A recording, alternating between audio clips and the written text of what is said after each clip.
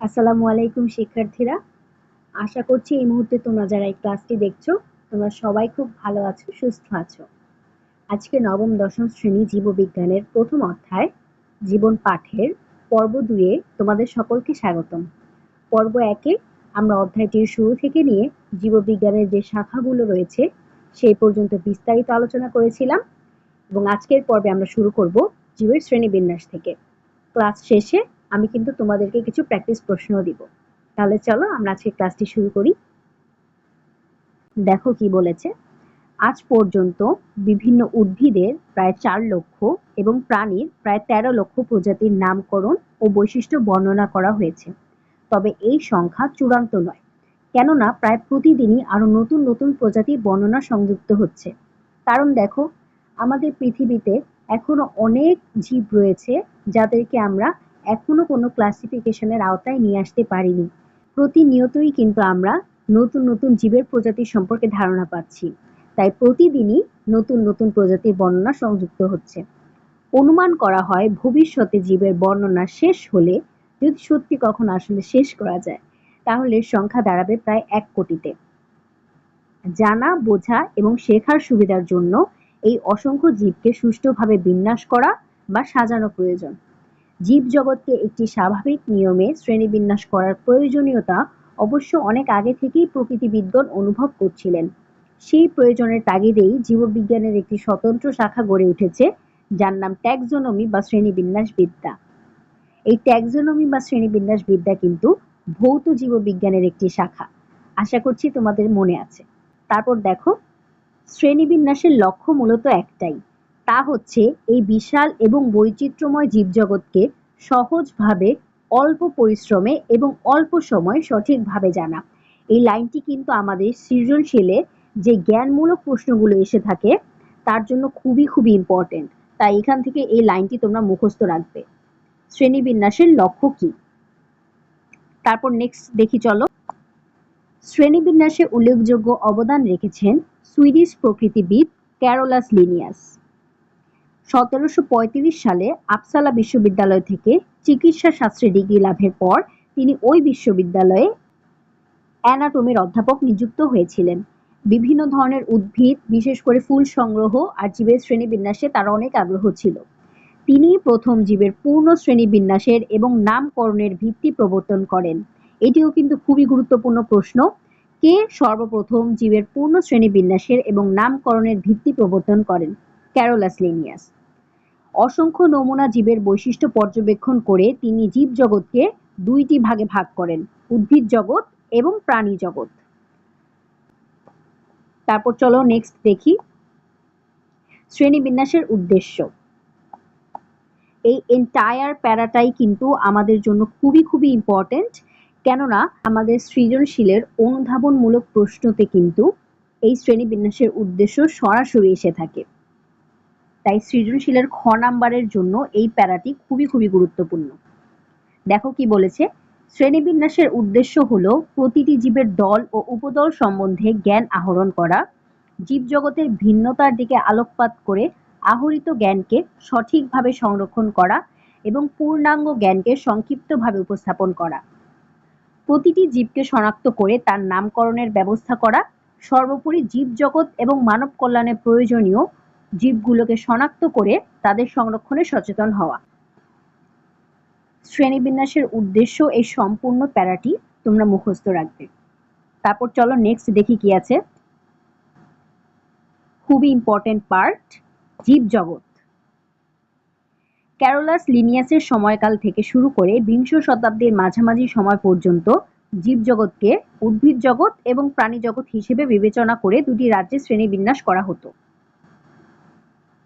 বিজ্ঞানের অগ্রযাত্রায় বর্তমানে কোষের ডিএনএ এবং আরএনএর প্রকারভেদ, জীবদেহে কোষের বৈশিষ্ট্য, কোষের সংখ্যা ও খাদ্যাভ্যাসের তথ্য উপাত্তের উপর ভিত্তি করে আর.এইচ. হুইটেকার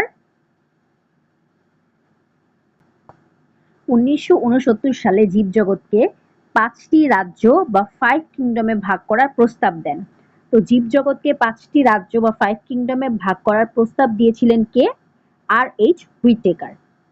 তারপর দেখো, পরবর্তীতে মার্গুলিস 1974 সালে হুইটেকারের শ্রেণীবিন্যাসের পরিবর্তিত ও বিস্তারিত রূপ দেন। তিনি সমস্ত জীবজগৎকে 2টি সুপার কিংডমে ভাগ করেন এবং 5টি রাজ্যকে ওই 2টি সুপার কিংডমের আওতাভুক্ত করেন। চলো আমরা এই বিষয়টি দেখি। তাহলে দেখো, জীবজগৎকে মার্গুলিস সুপার কিংডম 1 এবং সুপার কিংডম 2 তে বিভক্ত করেছিলেন। সুপার কিংডম 1 এর নাম তিনি দিয়েছিলেন প্রোক্যারিওটা এবং সুপার কিংডম 2 এর নাম তিনি দিয়েছিলেন ইউক্যারিওটা। তো দেখো, এখানে এই প্রো শব্দের অর্থ কি? এই প্রো শব্দের অর্থ হলো আদি, এবং এইখান থেকে ইউ শব্দের অর্থ হচ্ছে গিয়ে প্রকৃত। ঠিক আছে, প্রো শব্দের অর্থ হচ্ছে গিয়ে আদি এবং ইউ শব্দের অর্থ প্রকৃত, এবং ক্যারিয়ন শব্দের অর্থ হলো নিউক্লিয়াস।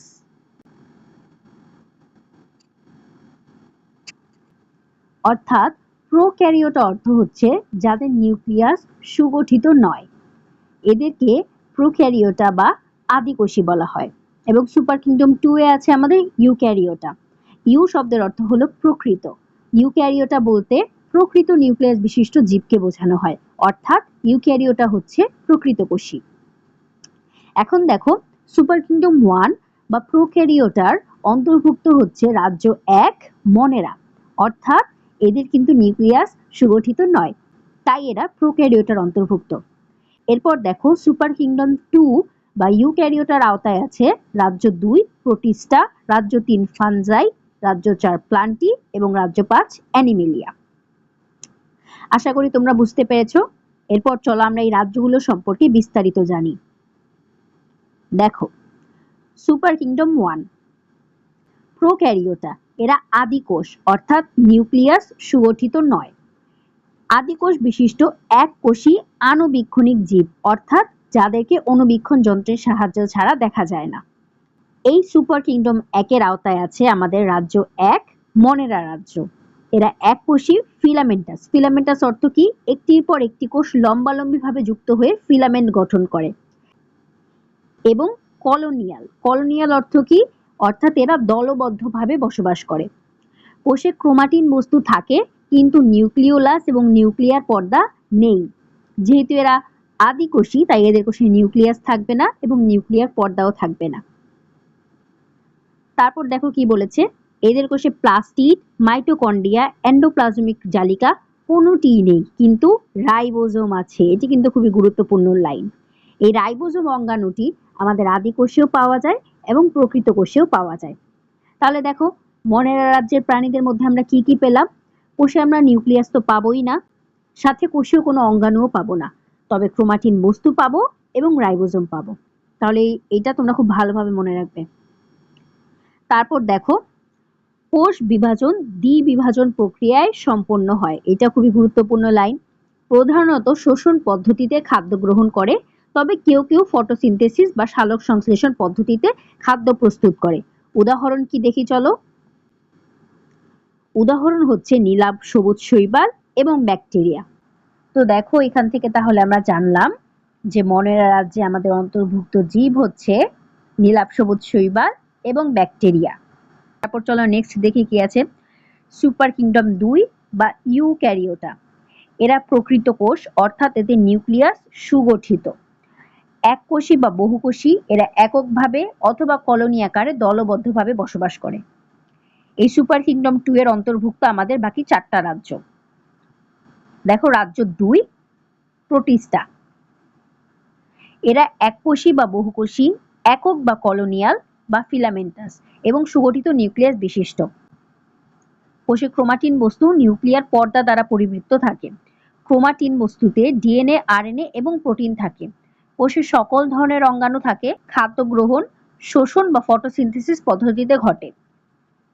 তারপর দেখো, মাইটোসিস কোষ বিভাজনের মাধ্যমে অযৌন প্রজনন ঘটে এবং কনজুগেশনের মাধ্যমে জৈবনিকভাবে ভিন্ন কিন্তু গঠনগতভাবে এক এরূপ দুটি গ্যামেটের মিলনের মাধ্যমে যৌন প্রজনন ঘটে।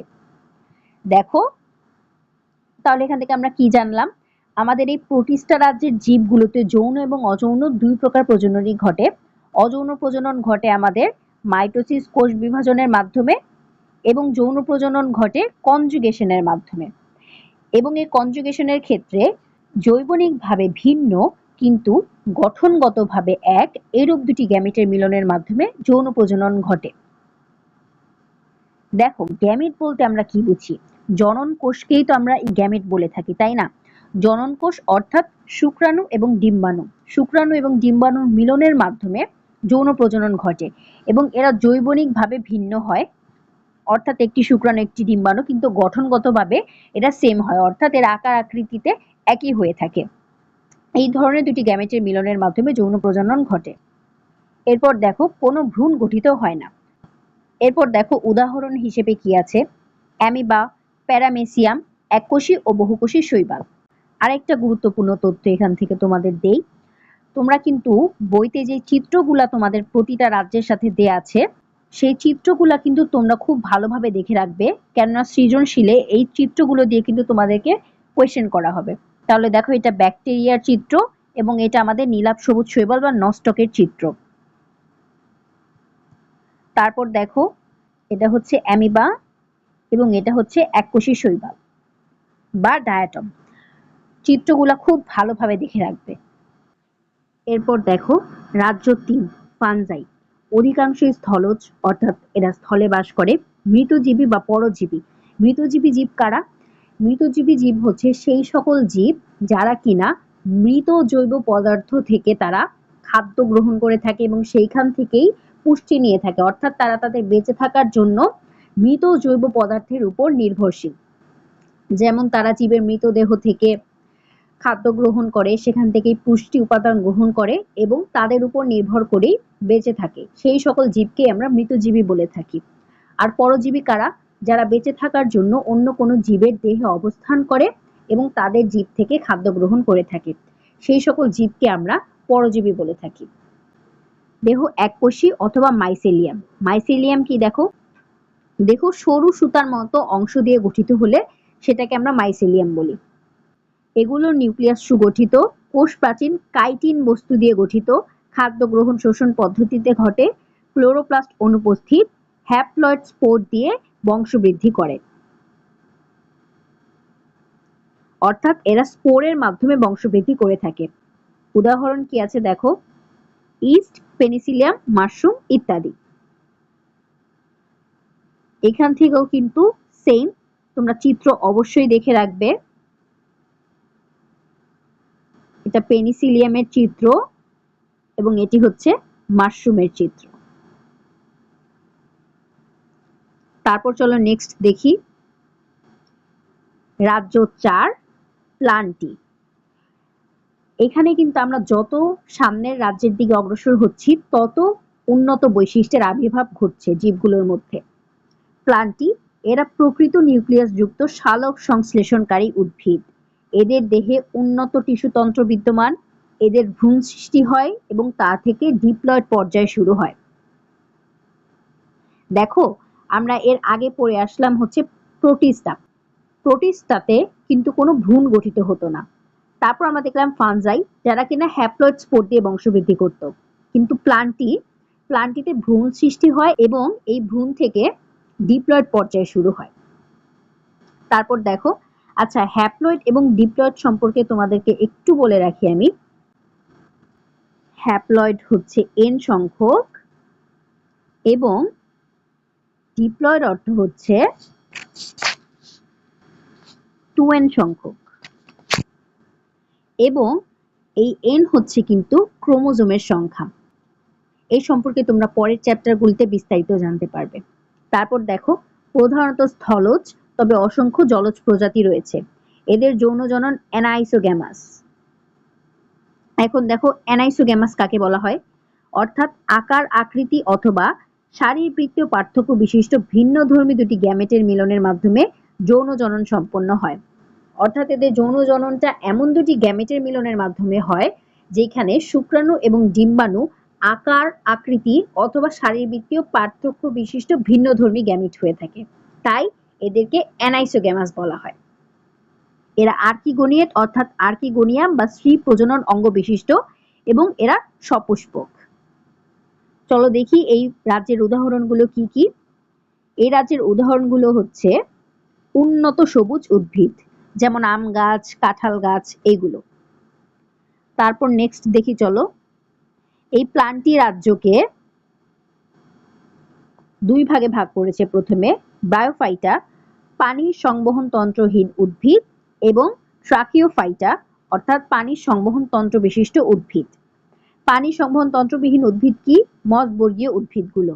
এবং পানি সংবহন তন্ত্র বিশিষ্ট উদ্ভিদ হচ্ছে ফার্নবর্গীয় উদ্ভিদ, নগ্নবীজী উদ্ভিদ এবং আবৃতবীজী উদ্ভিদ। এই ছকটা থেকে তোমরা এই তথ্যগুলো জাস্ট একটু মনে রাখবে। এরপর দেখো রাজ্য 5 অ্যানিমেলিয়া। এটা নিউক্লিয়াস বিশিষ্ট ও বহুকোষী প্রাণী। এদের কোনো জড় কোষ প্রাচীর, প্লাস্টিড ও কোষ গহ্বর নেই। প্লাস্টিড না থাকায় এরা হেটারোট্রফিক বা পরভোজী। হেটারোট্রফিক বা পরভোজী কারা?